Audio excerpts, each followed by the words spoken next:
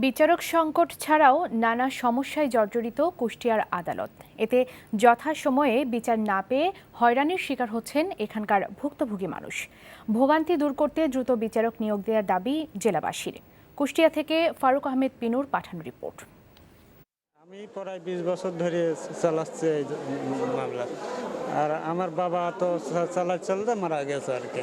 সাইফুল ইসলামের মতো প্রতিদিন হাজারো লোক আসে কুষ্টিয়া আদালতে বিচারের আশায়, কিন্তু বিচারক না থাকায় মাস ঘুরে বছর পর্যন্ত অপেক্ষা করতে হয় তাদের। কুষ্টিয়া জেলা ও দায়রা জজ ও দেওয়ানি আদালতে 2 জন জজ ও 1 জন অতিরিক্ত সহকারী জজের পদ শূন্য রয়েছে জুডিশিয়াল 3 জন ম্যাজিস্ট্রেটের পদও।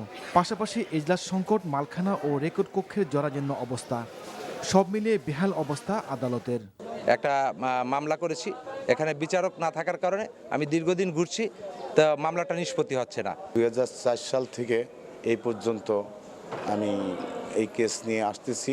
দিন পরে চলে যায়, এভাবেই উকিলের পয়সা করে সবই দিতে হয়, কিন্তু কেসের কোনো তদবির তাগাদা হয় না। কুষ্টিয়া আদালতের নানা সমস্যার কথা স্বীকার করলেন আদালতের পাবলিক প্রসিকিউটর। এখন অনেক কেস পুরাতন হয়ে গেছে, যার কারণে দেখা যাচ্ছে কেউ মিশনে আছে, কেউ মারা গেছেন, কেউ রিটায়ারমেন্টে চলে গেছেন, যার কারণে এই ক্ষেত্রে কিন্তু সেশন কেসে কিছু সমস্যার সৃষ্টি হচ্ছে। আরেকটা সমস্যা হচ্ছে কনস্টেবল গিয়ে সাক্ষীগুলোকে নিয়ে আসে, মাত্র 3টে কনস্টেবল হচ্ছে এই দায়িত্ব পালন করে।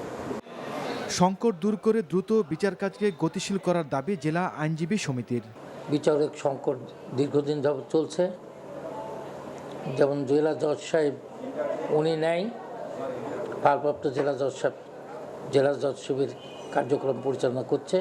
অনুরূপ সহকারী জজ 4 জন নেই, যার কারণে বিচার বিঘ্নিত হচ্ছে। বছরের পর বছর বিচার ঝুলে থাকা মানে বিচার না পাওয়ার শামিল। সেদিক দৃষ্টি দিয়ে শিগগিরই বিচারকের শূন্যপদ পূরণের দাবি এলাকাবাসীর। NTV news desk.